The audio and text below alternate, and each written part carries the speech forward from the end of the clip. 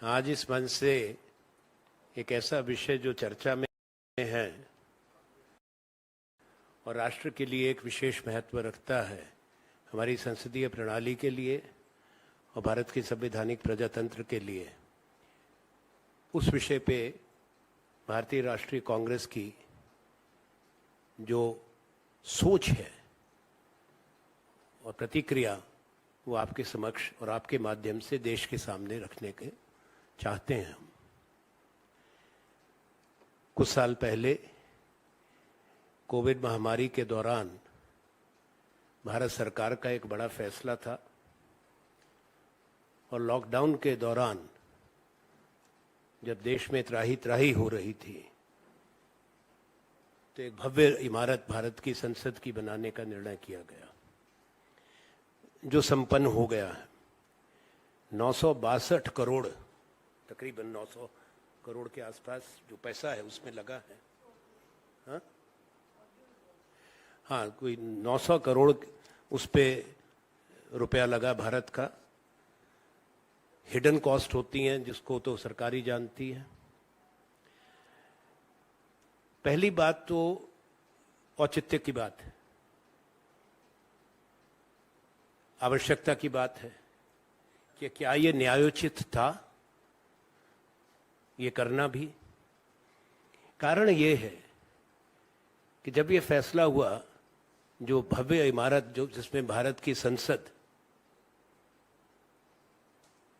उससे पहले संविधान सभा बैठी थी, वो केवल 93 साल पुरानी है। इस बात को गौर से सुने। दुनिया के किसी प्रजातंत्र ने इतिहास में सैकड़ों वर्षों में अपनी संसद को नहीं बदला। संसद की इमारतें, उसको जहां जरूरत पड़ी उसको उन्होंने उसकी मरम्मत करी, उसको बढ़ाया, उसको एक्सपैंड किया। चाहे इंग्लैंड ने किया, चाहे अमेरिका ने किया, चाहे फ्रांस ने किया, जर्मनी ने किया। पर प्रजातंत्र में जब से संसदीय प्रणाली ले आई है और जिन देशों में राष्ट्रपति प्रणाली भी है, वो अमेरिका और फ्रांस हैं, ऐसा काम नहीं हुआ। क्या सरकार जवाब दे सकती है? पहले औचित्य की बात करता हूं। आप में से बहुत लोगों ने को जानकारी है, यूके की पार्लियामेंट वेस्टमिंस्टर उसी जगह पर है जहां 1215 में बनी थी, 1108 साल पहले। और सन 1834 में आग लगने से ध्वस्त हुई थी। उसको 1840 से दोबारा बनाया, जो मौजूदा इमारत है, पहले लकड़ी की थी। 1876 में संपन्न हुआ और 539 साल से लगभग 550 हो गए। वहीं पे यूके की संसद है। अमेरिका में सिविल वॉर के बाद यूएस कांग्रेस की स्थापना कैपिटल हिल में की गई थी। वो 1792 में हुई थी। 531 बरस हो गए। उन देशों के पास भी पैसा है, तकनीक है, उनकी भी ख्वाहिश है, पर वो महत्व समझते हैं स्थान का। फ्रांस, मुझे नहीं मालूम आप में से कितने लोगों ने ये सब स्थान देखे हैं। वहां की जो संसद है वो पैलेस बर्बन में है, 1728 से। सैकड़ों वर्षों से, बहुत मिसालें मेरे पास और हैं। जर्मनी की है, हिटलर के समय में राइक्सटाग, जो बुंडेस्टाग है, जल गया था, जला दिया गया था। उसके बाद जर्मनी का बंटवारा हुआ था द्वितीय विश्व युद्ध के बाद। उनकी राजधानी बॉन चली गई थी, बर्लिन भी बंटवारे में गई थी। जब जर्मन रीयूनिफिकेशन हुआ, उसके बाद दोबारा बॉन से राजधानी वापस बर्लिन आई और पुरानी जो जगह थी उसी पे दोबारा, उसी स्थान पे, उन्हीं नक्शों पे उन्होंने दोबारा बनाई इमारत। और ये दुनिया के दूसरे जो महाद्वीप हैं जहां प्रजातंत्र का सम्मान होता है वहां भी यही है। पर अब इमारत बन चुकी है। मैं ये भी यहां पे कहना चाहता हूं कि पहले भी जो बनी थी, हमारी तो इनके तुलना में बहुत कम आयु की है और बड़ी मजबूत इमारत जिसको आप सबने देखा, उससे देश का एक संविधान ही नहीं है वहां बनाया गया। इतिहास जुड़ा है भारत की आजादी का। वो केवल एक इमारत नहीं है। भारत के लिए, भारत की जनता के लिए। अब ये कहना आसान है कि अंग्रेजों के वक्त की बनी थी। किसका पैसा था? भारत का।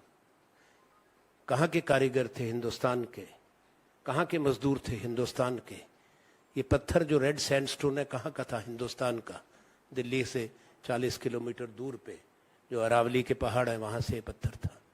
तो सरकार को ये बातें जो उठाई जा रही हैं आज, उसका जवाब तो देना पड़ेगा। दूसरा संवैधानिक प्रश्न है, क्या है भारत की संसद? भारत के संविधान के आर्टिकल 79 में स्पष्ट रूप से उल्लेखित है। मैंने कल इस पे टिप्पणी करी थी, आप में से कुछ ने देखा होगा।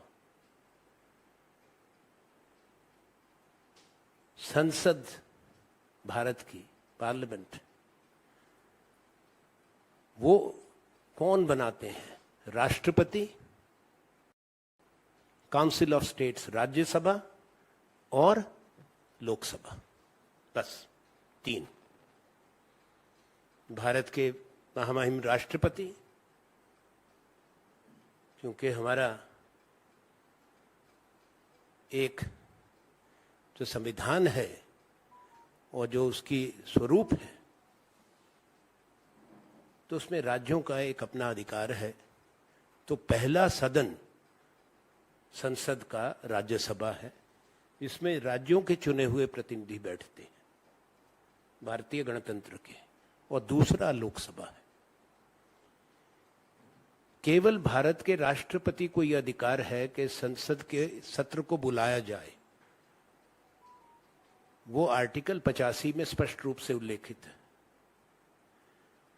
और आपको मालूम भी होगा, पर मैं कहना चाहता हूं, केवल महामहिम राष्ट्रपति भारत के सदन बुलाने का संवैधानिक अधिकार रखते हैं, और हर सदस्य को, चाहे वो लोकसभा का सदस्य है या राज्यसभा को, उसको लाल रंग का सम्मन मिलता है।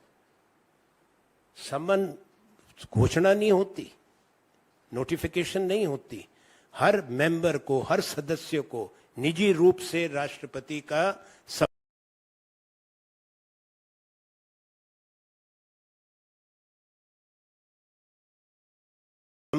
सम्मन आता है कि इस तारीख से इस तारीख तक सत्र बुलाया गया।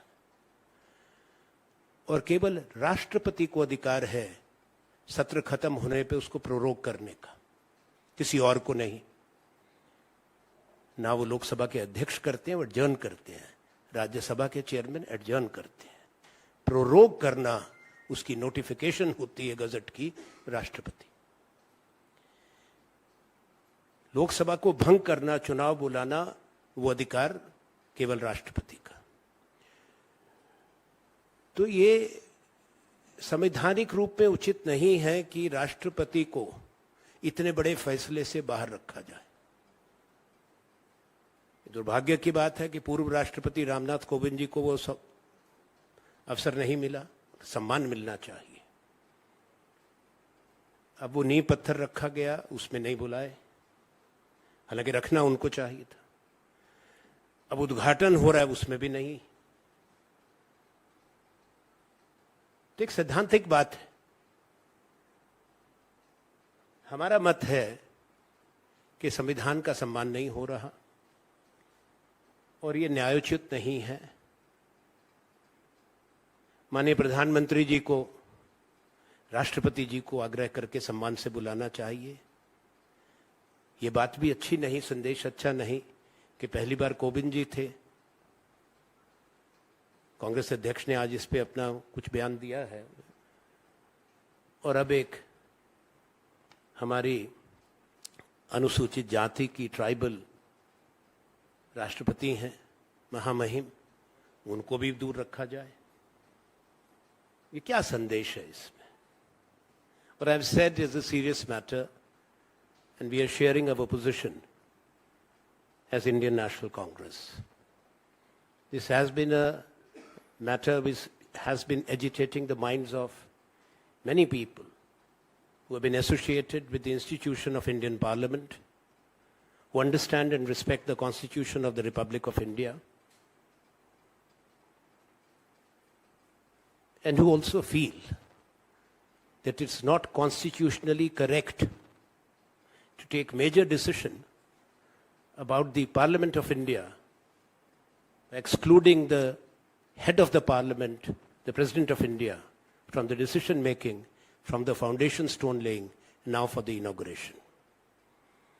As I mentioned in Hindi, Article 79 makes it crystal clear that the Parliament of India comprises of the President of India, who's the head of the Parliament, and the two houses. First, the permanent house, the Rajya Sabha, the Council of States. The Constitution uses the word the Council of States, Rajya Sabha. And then the House of the People, the Lok Sabha. So that is what why Council of States? Because India is a union of states. And the chairman of the Rajya Sabha is number 2 in the warrant of precedence, the Honorable Vice President of India. The Lok Sabha Speaker chairs the Lok Sabha. All decisions concerning the summoning of the Parliament are vested in the Rashtrapati, the President of India, under Article 85. It's not a Gazette notification.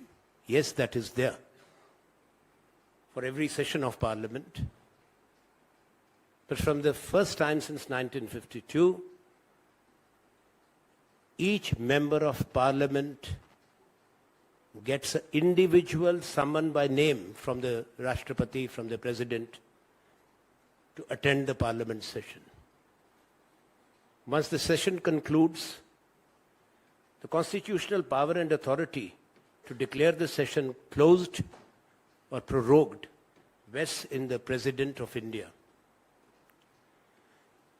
You all are also aware, I didn't say in Hindi, that the year starts with the joint session of the Parliament. The joint session is addressed by the President of India. And the President is flanked by whom? In the central hall. On the right side of the President is the Chairman of the Rajya Sabha, the Council of States, who is the Vice President. And on the left hand is the Speaker of the House of the People, the Lok Sabha. The leader of the House of the People, the Lok Sabha, who is the Prime Minister, and the leader of the Council of States, the Rajya Sabha, are not seated on the dais, but in the pit of the hall, that is the central hall.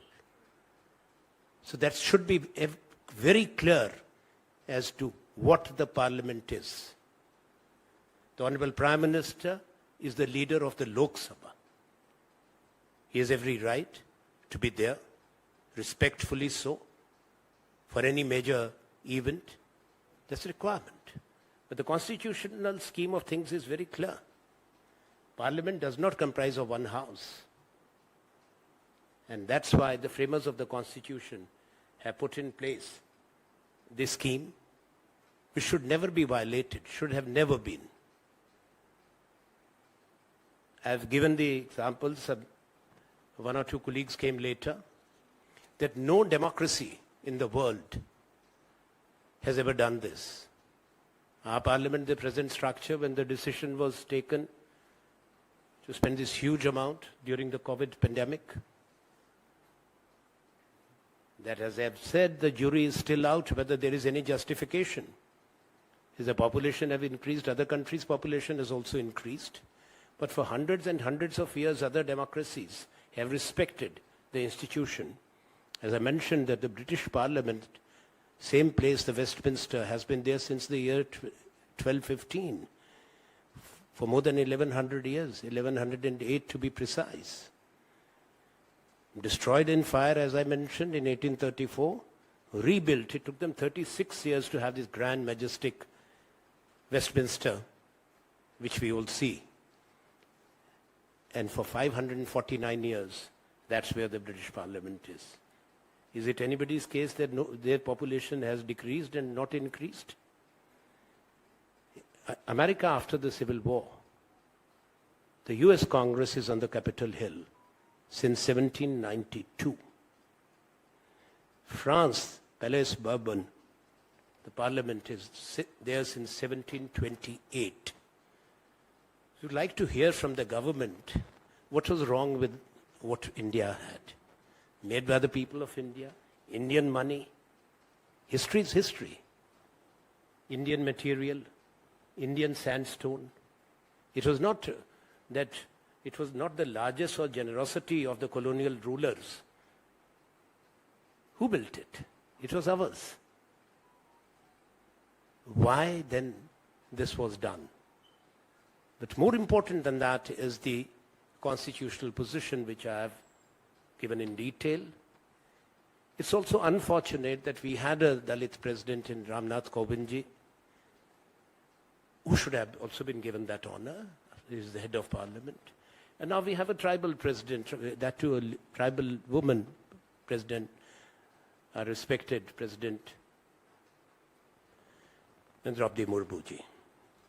So we would still urge or tell the government, tell the Prime Minister, that this constitutional propriety should be kept in mind, and the President of India should be given her rightful position as the Rashtrapati to do the honors, to inaugurate, for whatever reasons news come up. Thought through you, we will share our concern and the position